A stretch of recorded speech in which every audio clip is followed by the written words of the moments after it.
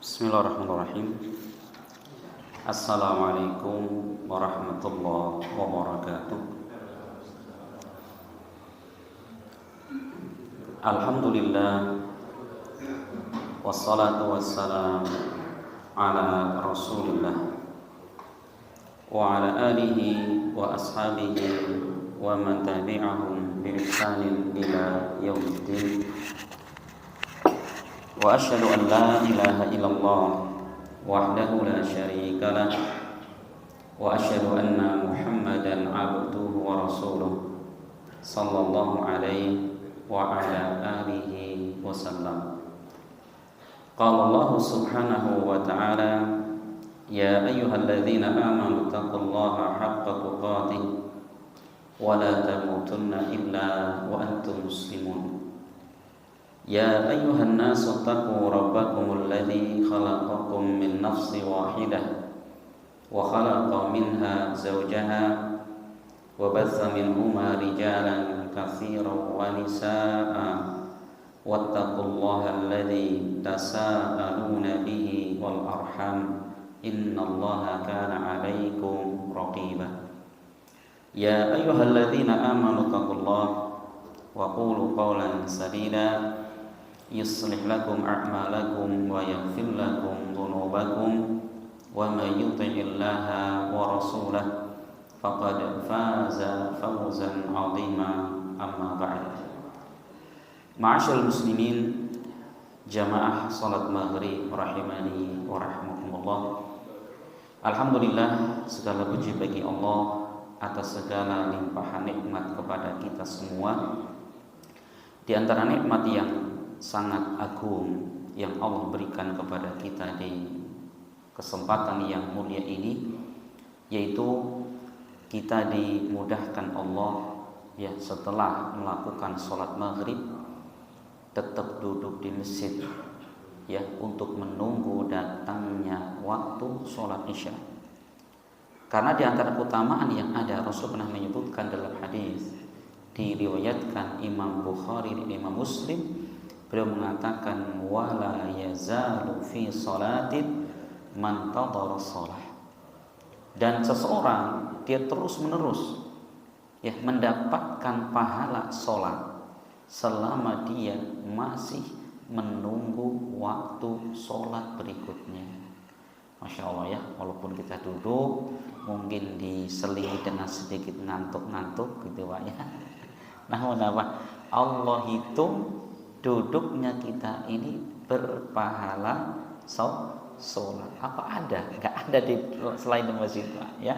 Karena kita sambil nunggu waktu isya ya, setengah jam ke depan kita sambil duduk di masjid nunggu, walaupun andai kan tidak ada pengajian Pak. Masya Allah, andai kan kita duduk sambil ngantuk ya, cerita sedikit ngantuk lagi gitu Pak ya.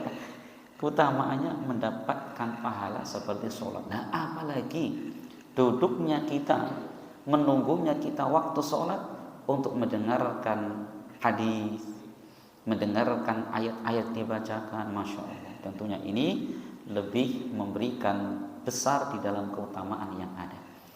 Dan ma'asyiral muslimin rahimani wa rahimakumullah, kembali kita akan melanjutkan pembahasan kita masih di dalam tafsir Al-Quran. Kita masih berada di juz 30 dan insyaallah kita akan masuk tafsir surat Al-Qadr. Ya, setelah sebelumnya Al-Bayyinah, maka kemudian surat Al-Qadr. Al-Qadr, apa arti Al-Qadr itu? Al-Qadr itu karena di dalam surat ini ya, di dalam surat ini terdapat penyebutan Lailatul Qadar. Ya, surat ini secara lengkap menjelaskan tentang satu malam yang dinamakan Lailatul Qadar. Kenapa malam itu dinamakan sebagai malam Lailatul Qadar? Di kalangan para ulama tafsir ada dua penafsiran Pak. Ya, ada dua penafsiran. Yang pertama, dikatakan malam Lailatul Qadar karena apa? Karena keutamaan yang ada di malam itu. Jadi al-qadar dalam bahasa Arab bisa maknanya adalah apa? Yaitu kedudukan malam itu, kemuliaan malam itu. Makanya orang Arab kalau mengatakan si fulan, dia punya kedudukan, namanya apa? Fulan dzu qadrin. Seseorang dia punya kedudukan di tengah masyarakatnya. Jadi dzu qadr. Nah, atau makna yang kedua, al-qadar itu karena apa? Di malam itu, di malam Lailatul Qadar, yaitu Allah Subhanahu wa taala tetapkan takdirnya hamba untuk setahun yang akan datang. Ya, sebagaimana Allah menyebutkan di dalam Al-Qur'an, inna anzalnahu fi lailatin mubarakah inna kunna mundirin fiha yufraqu kullu amrin hakim. Sesungguhnya kami menurunkan Al-Quran di malam mubarakah, di malam yang diberkahi. Inna kunna mundirin, sesungguhnya kami, kata Allah, yang memberi peringatan.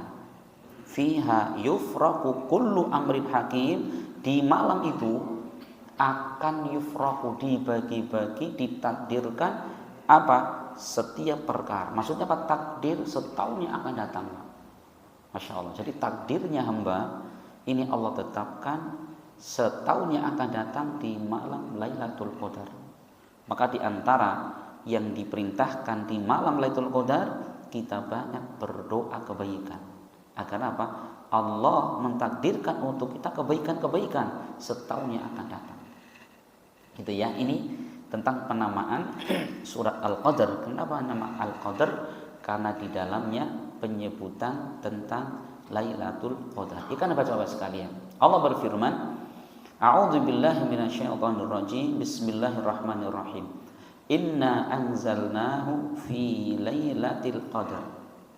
Wa ma adraka ma lailatul qadri? Lailatul qadri khairum min alfi syahr. Tanazzalul malaikatu warruhu fiha biizni rabbihim min kulli amr. Salamun hiya hatta matla'il fajr. Artinya, inna, kata Allah, sesungguhnya kami anzalnahu, telah menurunkannya, yaitu Al-Quran, fi lailatul qadar, pada malam qadar, atau kalau kita bahasanya malam Lailatul Qadar. Jadi di sini Allah menjelaskan apa? Satu pakai inna, sesungguhnya kami. Loh, bukankah kami di dalam bahasa Indonesia berarti bukan hanya satu orang, 2 orang, 3 orang kami gitu ya. Berarti ada yang menurunkan barang Allah, bukan Pak. Jadi gini. Ini saya sengaja terangkannya karena ini di antara materi yang dipakai orang-orang di luar Islam untuk mendangkalkan, untuk meragukan kaum muslimin. Saya pernah Pak, ya, dapat di buku tebelnya segini Pak. Saya dapat di mana? Di Nusa Kambangan, pedalaman Nusa Kambangan. Ya, lebarnya ada setengah buku ini, tebelnya segini. Isinya apa? Semua kerancuan. Di antaranya di sini. Tuh, di dalam Islam kata mereka bahwa Allah itu bukannya satu. Dalilnya mana ini? Inna anzalnahu. Kami, kata mereka, berarti Allah banyak. Masya Allah. Nah, orang bisa kena kerancuan itu kenapa? Karena nggak paham. Ternyata di dalam bahasa Arab yang namanya pemakaian nahnu atau kami ada 2 makna Pak. Bisa maknanya seperti kita pahami, yaitu ada lebih dari 2 orang. Itu. Adapun yang kedua, pemakaian kata kami atau nahnu dalam bahasa Arab maknanya adalah litaqdim nafsahu, untuk memagungkan, memuliakan diri sendiri. Ya kita sesakan gitu, misalkan saya ya ngasih sambutan di tengah-tengah wali murid misalkan, maka kami sebagai wali kelas kan gitu Pak ya. Ya iya gitu. Apa berarti maknanya? Wali kelasnya lebih dari 1? Ya tidak. Maka makna nahnu di situ kata para ulama, Allah Subhanahu wa taala sedang mengagungkan dan memuliakan dirinya. Dan itu pantas. Kenapa? Allah memang Maha Agung dan Allah Maha Terpuji. Nah, ini ya. Jadi Allah mengatakan inna anzalnahu, sesungguhnya kami telah menurunkan Al-Quran. Kapan? Fi lailatul qadar, itu di malam Lailatul Qadar. Maksudnya surat apa? Ayat berapa?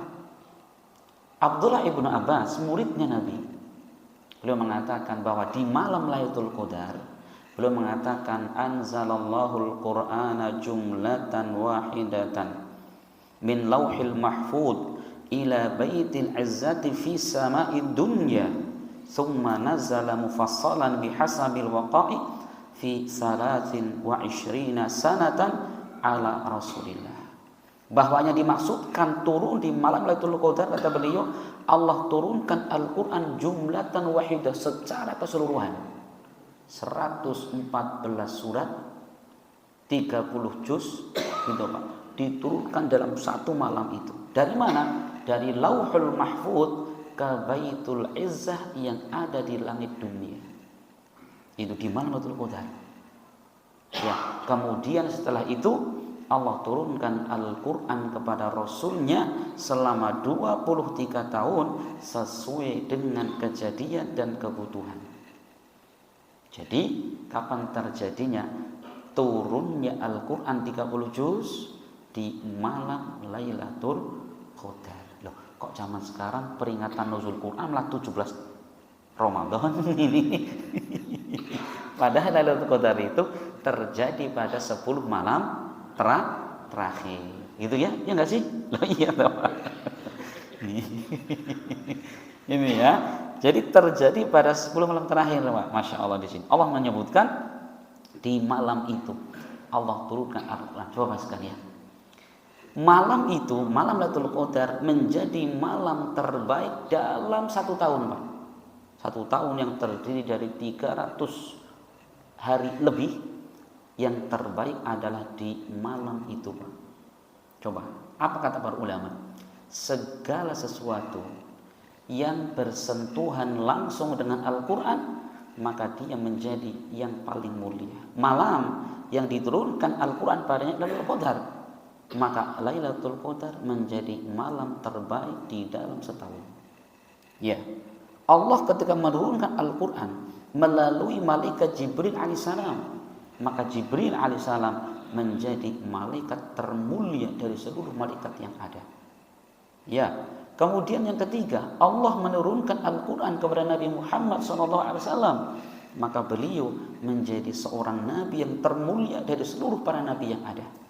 Dan yang keempat, maka siapa yang mempelajari Al-Quran, dia menghafalnya, dia mengamalkannya, ahli Al-Quran, maka dia menjadi orang yang terbaik. Rasul mengatakan khairukum man ta'allama al-Qur'ana wa 'allamahu. Sebaik-baik kalian adalah orang yang mempelajari Al-Qur'an dan mengajarkannya. Tuh, makanya kalau ada orang tua, dia perhatian kepada anak-anaknya terhadap Al-Qur'an, baik cara membacanya, baik kemudian didorong untuk menghafalnya, lebih penting lagi untuk mentadaburinya, untuk mengamalkannya, berarti orang tua seperti ini dia adalah sedang mempersiapkan menjadi anak-anak yang terbaiknya. Khairukum man ta'allamal Qur'an wa 'allamahu. Sebaik-baik kalian adalah yang mempelajari dan mengajarkan Al-Qur'an. Walaupun mohon maaf biasanya kurang jadi perhatian. Guru TPK yang paling sebulan 300.000. Penek dibayar. Masya Allah ya, ini kadang-kadang Masya Allah. Makanya kalau anak-anak, saya sering di pesantren nanya, yo siapa anak segini yang cita-citanya pengen jadi ustadz pengajar Al-Quran? Baiki paling bocah papat, bocah telu itu rata-rata siji dari dokter, pengusaha, nih Pak, gamer gitu misalnya Pak, Masya Allah. Terus kontennya, iya. Kenapa alasnya? Selalu satu, duitnya gede Ustaz. Masya Allah. Makanya nih tugas orang tua bagaimana memahamkan kepada anak ini. Di sana ada kebaikan yang luar biasa. Lah, gurunya nggak mau kalah, bagus.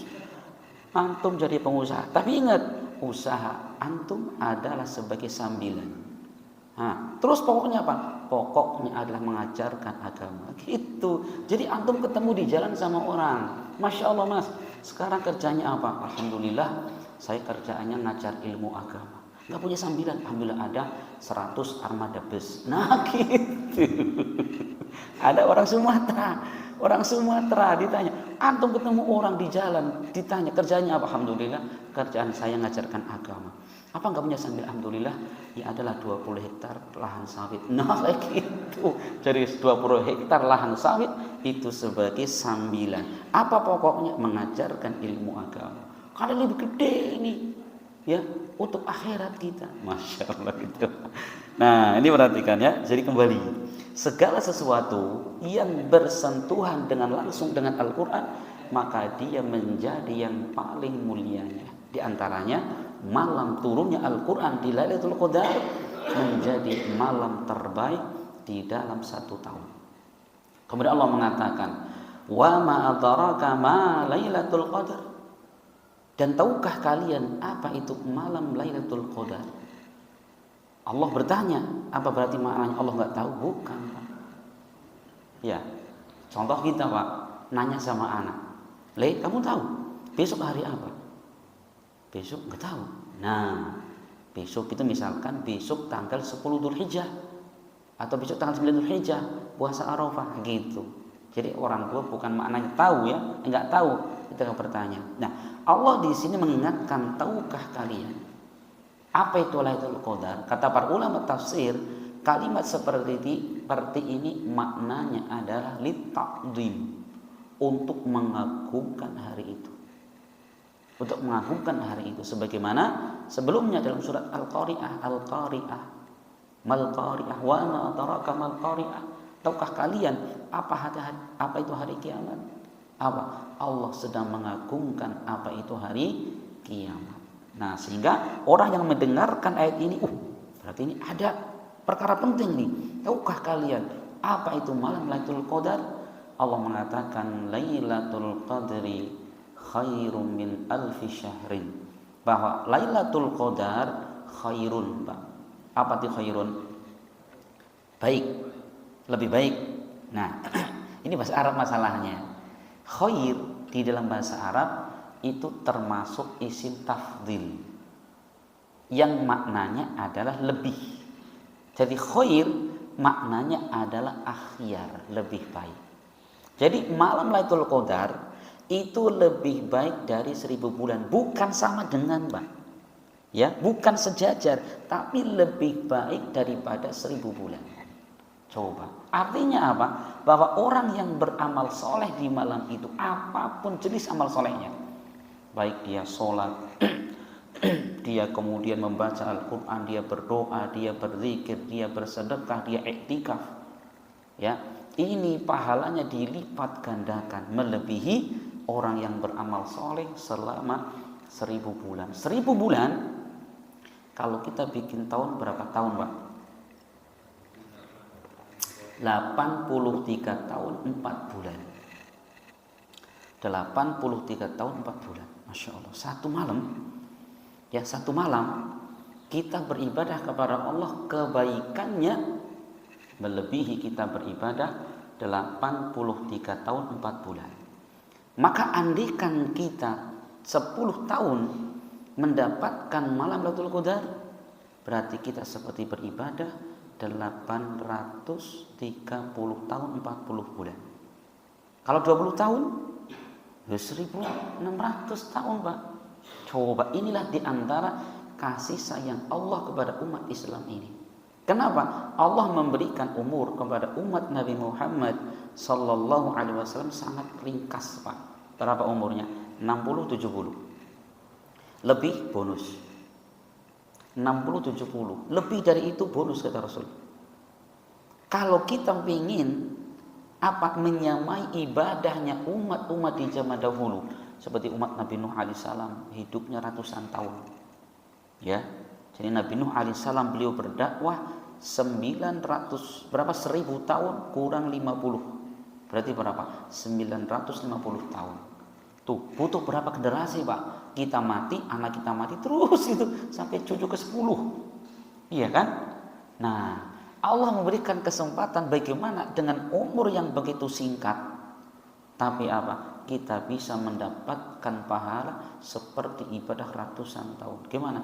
Ini diantaranya, yaitu kita mencari waktu yang apa? Yang akan dilipat gandakan pahalanya. Tapi ternyata itu terjadinya cuma setahun sekali. Ustaz, gimana setahun sekali? Ya memang nggak bisa digeser Pak. Kalau tanggalan nggak bisa digeser Pak, ya kan? Kalau jam bisa. Nah jadi tak kasih tahu Pak, kalau istri saya suka curang Pak, bangunin saya tamu taklim subuh nih, taklimnya jauh, kan jam 4 harus sudah berangkat dari rumah, dibangunin nggak bangun-bangun gitu ya, karena jam masih seperempat jam gitu. Tamu istri saya digeser jamnya gitu. Jam 4 lewat 10 tuh sempat langsung saya kan bangunkan wudu langsung berangkat gitu. Begitu saya masuk kamar jamnya geser lagi gitu. Cerdas juga ya. Nah itu, tapi kalau hari nggak bisa digeser Pak, ya kalau hari nggak bisa digeser sampai kapanpun ya gitu nunggu. Nah Ustaz gimana caranya kita bisa mendapatkan amalan tapi pahalanya berlipat-lipat? Gini Pak, kalau waktu nggak bisa, tapi kalau tempat bisa kita usahakan. Seperti kita kalau sholat di rumah sendirian Pak, pahalanya berapa? 1. Tapi kalau kita melangkah sedikit ke masjid, berapa pahalanya? 27 derajat. Yang Rasul mengatakan dalam hadisnya, sholatul jamaati afdal min sholatil fardhi bi 27 darajah. Sholat sendirian, sholat berjamaah maaf, lebih utama daripada sholat sendirian sebanyak 27 derajat. Coba ini ya, kita mendapatkan pahala berlipat-lipat padahal sama-sama sholat. Tempat pun berpengaruh Pak. Kita sholat di sini dengan kita sholat di Masjid Nabawi di Madinah beda. Berapa bedanya? 1000 kali. Dalam hadis Bukhari Muslim Rasul mengatakan, sholatun fi masjidi hada afdal min alfi sholatin fi ghairiha siwa masjidil haram. Sekali sholat di masjidku ini, Masjid Nabawi ada di Madinah, kata Rasul, lebih utama dari 1000 kali sholat di tempat yang lainnya kecuali Masjidil Haram yang ada di Makkah. 1000 kali lipat. Wa sholatun fi Masjidil Haram afdal min mi'ati alfi sholatin fi ghairiha. Dan sholat di Masjidil Haram lebih utama 100.000 kali daripada sholat di tempat-tempat yang lain. Jadi kalau kita ke Mekah, sholat sekali di Masjidil Haram Pak, sekali saja, itu lebih baik daripada kita sholat di masjid ini 100.000 kali. Tapi bukan maknanya udah sholat di sana berarti nggak usah sholat maning. Ada kejadian Pak, jadi dia pulang umroh pulang haji nggak pernah ke masjid, nggak pernah sholat. Kenapa Pak? Kan saya udah nabung di sana, coba sekali sholat 100.000 kali jenengan belum bisa. Keliru itu. Masya Allah ya, makanya boleh kita berangkat haji, kita berangkat umroh ya, walaupun dibilang ini Pak Haji bonteng. Kenapa bonteng gitu? Saya bulan lalu Pak, Masya Allah, suruh ngisi pengajian apa? Alumni umroh gitu loh Pak. Ceritanya alumni umroh, dia terkesan sekali ini sehingga setiap 3 bulan sekali pengajian. Nah, pas bulan kemarin saya yang diminta ngisi pengajian di situ. Nah, sebelum ada pengajian kan ada sambutan dari tuan rumah. Tuan rumahnya bilang gini, jadi Bapak Ibu sekalian, saya pas mau berangkat umroh memang luar biasa kata dia. Jadi gini Pak, saya dulu pas umroh itu kan jual tanah. Nah pertama saya mau jual tanah, saya tulis di pinggir jalan, ini tanah dijual tanpa perantara, kasih nomor HP. 2 tahun lamanya nggak ada satupun orang yang nanya Pak. Tadinya mau dijual untuk beli sesuatu gitu, nggak satu ada orang pun yang tanya Pak. Ya, akhirnya bilang sama istrinya, Bu, ini jual tanah kok lama banget ya. Apa coba yuk kita jual untuk umroh. Nah itu ngomong habis isya Pak, ngomong habis isya. Akhirnya suami istri sepakat, udah insya Allah Pak kita niatkan jual untuk umroh. Apa terjadi? Belum sehari Pak, yaitu sebelum duhur ada orang telepon, Mas saya mau ke rumah jenengan ya. Mau apa Pak? itu saya cocok sama tanahnya, mau bawa duit sekali ya, Masya Allah. Habis zuhur jam 1 langsung orangnya bawa duit, bahkan nilainya lebih tinggi dari yang ditawarkan di awal. Masya Allah. Ini makanya saya bilang jenengan asli Pak Umroh bontengnya kuwi jenengan. Pak Umroh keboni enteng. Masya Allah, ya Allah mudahkan. Iya itu, subhanallah ini. Nah ini Pak ya. Nah kita kembali. Jadi karena memang kita mencari keutamaan. Keutamaan apa? Bisa sholat di Masjidil Haram, di Masjid Nabawi. Dan itu pantas gitu loh. Ya, untuk seorang muslim dia mencari ya dengan berbagai macam usaha. Ini Masya Allah. Kembali gitu Pak. Jadi Allah mengatakan di sini bahwa malam Lailatul Qadar itu lebih baik dari 1000 bulan. Lebih baik dari 83 tahun 4 bulan. Di malam itu Bapak sekalian, tadi bahwa selain dilipat gandakan pahala, bahwa di malam itu Allah menetapkan takdir hamba untuk setahun yang akan datang. Jadi Allah ketika menulis takdir ada beberapa tahapan. Tahapan yang pertama yaitu namanya takdir azali. Di mana ini? Di Lauhul Mahfuz. Ini seperti yang Rasul terangkan dalam hadis diriwayatkan Bukhari Muslim. Rasul mengatakan innallaha kataba maqadirul khalaiq qabla an yakhluqas samawati wal ardi 50 alf sanah. Sesungguhnya Allah telah menuliskan takdir hamba sejak 50.000 tahun sebelum tercipta langit dan bumi. Semua ditakdirkan, termasuk rizkinya kita, ajalnya kita, jodohnya kita, tempat kerja kita, amalan kita, tulis semua. Kapan itu? 50.000 tahun sebelum tercipta langit dan bumi. Kemudian yaitu ditulis lagi ketika dulu kita masih di janin ibu Pak, berumur 4 bulan. Jadi Rasul menyebutkan dalam hadis diriwayatkan Bukhari Muslim, ketika janin sudah berumur 4 bulan, kemudian apa? Fayursalu ilaihil malak, diutus kepada janin itu seorang malaikat. Fayanfuhu fihi ruh, kemudian malaikat meniupkan ruh kepadanya. Meniupkan ruh kepada si janin, maka 4 bulan janin sudah mulai hidup. Wa yu'maru bi arba'i kalimat, dan diperintahkan untuk menulis 4 hal. Bikat birizqihi wa ajalihi wa amalihi wa syiqiyyun aw sa'idun. Diperintahkan tentang rizkinya. Ya, anaknya belum lahir sudah ditetapkan rizkinya. Yang kedua wa ajalihi, ditetapkan dituliskan ajalnya, kematiannya. Lahir juga belum sudah sebutin matinya kapan Pak.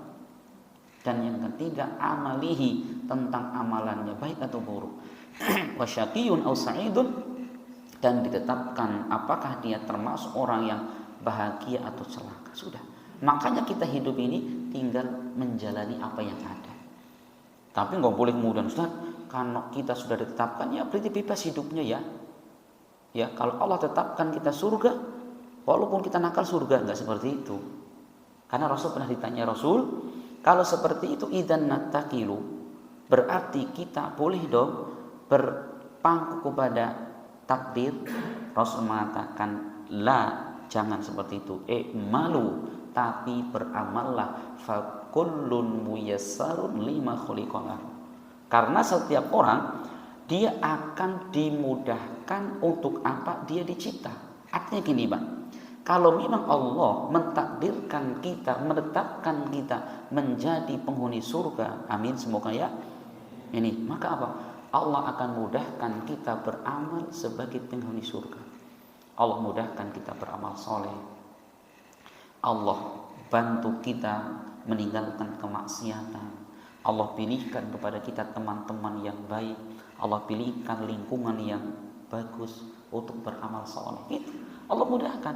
Tapi sebaliknya, kalau Allah takdirkan orang menjadi penghuni neraka, Allah sulitkan dia untuk beramal soleh, dan Allah mudahkan dia beramal kemaksiatan. Gitu.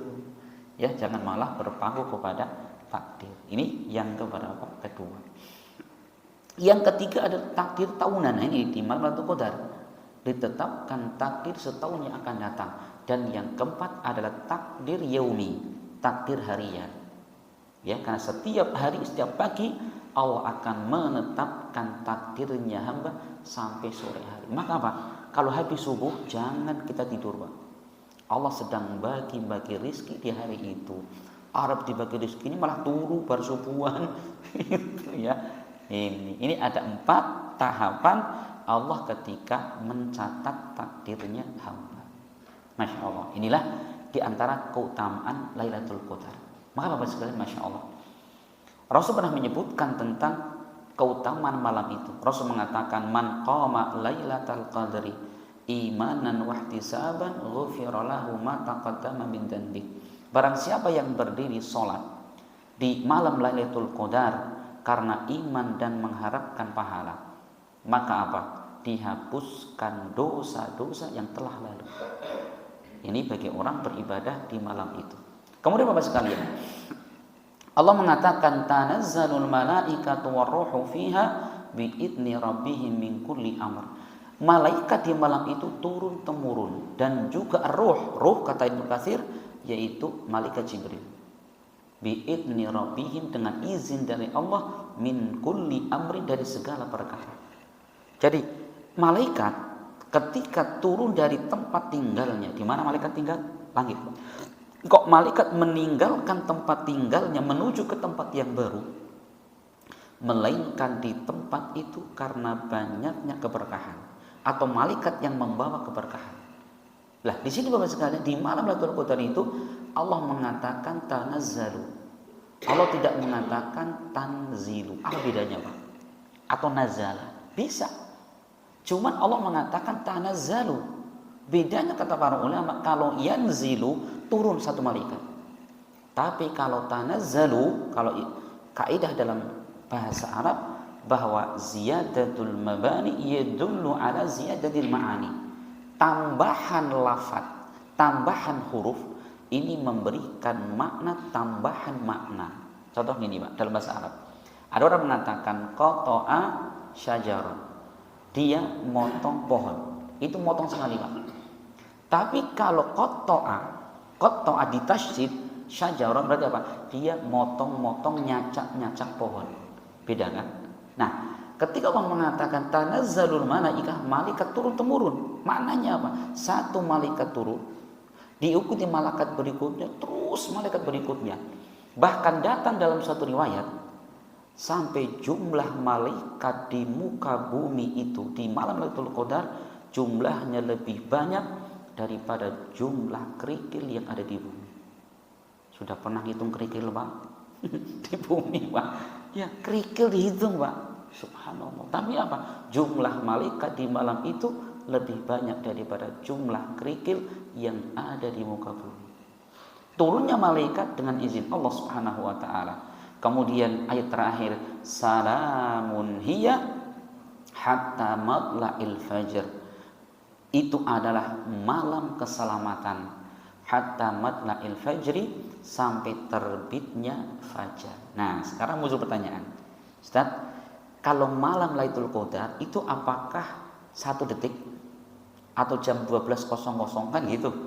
Dulu zaman saya kecil gitu, Pak. Jadi teman-teman semangat ke masjid jam berapa? Awas ini 5 menit lagi jam 12.00 Lailatul Qadar. Karena kita maknakan bahwa Lailatul Qadar itu cuma jam 12.00. Ternyata keliru, Pak.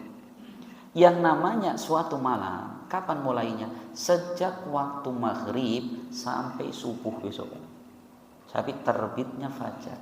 Maka kalau kita ingin mencari Lailatul Qadar, silahkan. Berarti sholat maghrib kita di malam Lailatul Qadar pahalanya dilipat gandakan. Sholat isya kita, sholat tarawih kita, sahurnya kita di malam itu, berarti di malam Lailatul Qadar pahalanya dilipat gandakan. Bukan 1 detik, bukan 1 waktu ya, tapi sepanjang malam. Silahkan. Semakin banyak waktu yang kita gunakan untuk ibadah, diharapkan semakin besar pahalanya. Itu makanya jangan kebalik, Pak. Coba malaikat penghuni langit, mereka turun ke bumi saking mencari berkah, malah tuan rumah dan nyonya rumahnya tidur. Iya Pak, ini kadang-kadang keliru Pak ya. Kita nggak sopan gitu Pak. Malaikat tuh Pak, mereka meninggalkan tempat tinggal di langit, datang ke bumi, pengen cari keberkahan dan kebaikan. Kita sebagai tuan rumah malah sibuk bikin kue lebaran. Makanya kalau tahun depan ini ya, kalau saya gini bilang sama istri, udah untuk kue lebaran gak usah irit-iritan lah, beli beres. Paling selisihnya Pak, kita bikin kue setoples, paling selisihnya antara 5 sampai 10 ribu, ya kan? Kalau 5 toples paling 50 ribu selisihnya. Kita dengan mengorbankan 1 jam 1 menit di Lailatul Qadar, yang kita beribadah lebih baik dari 83 tahun, ya kan? Tapi jangan konsekuen, ibu tak tambah duit ya, ibu ini kok nambah duit ya repot gitu ya. Nah, Masya Allah. Ini jadi Bapak sekalian, jadilah seorang muslim yang cerdas. Iya, ada kalanya kita cari untung, cari irit, tapi untuk akhirat, tapi untuk Lailatul Qadar, jangan pernah kita cari irit-iritan. Iya, sebisa mungkin di malam itu apa yang kita mampu. Ya, kita punya ketuk di rumah, keluarin bawa ke masjid. Kita punya apa misalkan jengkol goreng, bawa ke masjid. Demi apa kita mendapatkan pahala di malam itu. Maka insya Allah nanti kalau mau Lailatul Qadar lagi, kita akan apa? Akan singgung kembali. Biar muslim itu sebelum terakhir Ramadan betul-betul memanfaatkannya untuk beramal soleh. Ini Bapak sekalian yang bisa kita sampaikan, semoga bermanfaat dan semoga Allah Subhanahu wa taala memberikan kepada kita ilmu yang bisa kita amalkan dalam kehidupan sehari-hari. Dan kita akhiri, subhanakallahumma bihamdik, asyhadu an la ilaha illa anta, astaghfiruka wa atubu ilaik. Assalamualaikum warahmatullahi wabarakatuh.